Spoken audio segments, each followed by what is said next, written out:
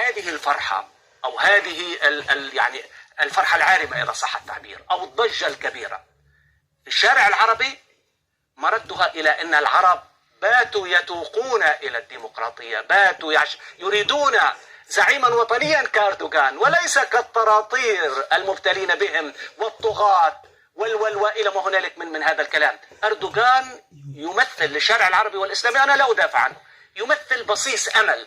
لماذا لا نكون مثل تركيا؟